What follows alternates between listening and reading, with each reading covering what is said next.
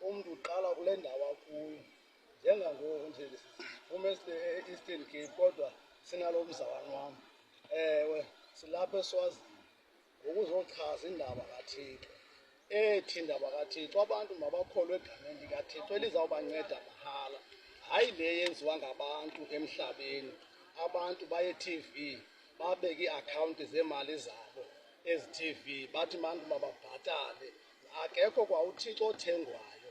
uThixo ngencwadi kaIsaya uthe, izani ningenani ningenamali nizothenga apha kum.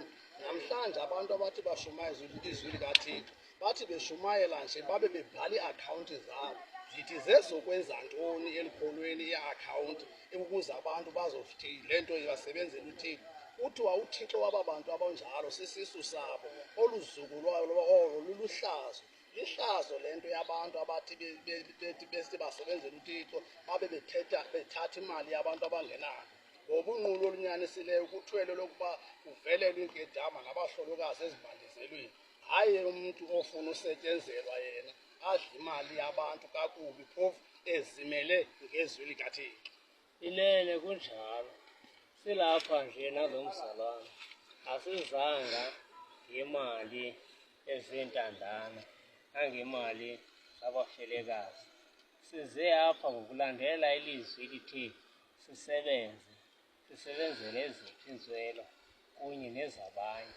Loo nto leyo sayiqonda ngenxa yokuba xa ebelifikile ilizwi phaa kuPetros limphumela phaa endlini kaKorneli, uPetros zange kube khona iindleko waba nazo ukuzithatha ebantwini, njengoba namhlanje abantu xa bazawushumayela igama likaKristu Yesu baqale bona bafune uba bathathe imali zenkedama.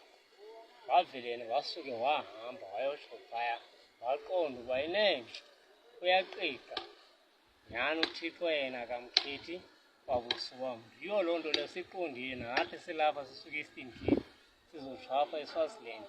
Injongo kaThixo kukuba iyingceba kubantu bonke, njengoThixo onenjongo uba bonke abantu bangasindiswa, baliqonda uba inene igama likaYesu Kristu lilo lodwa elisindisa abantu.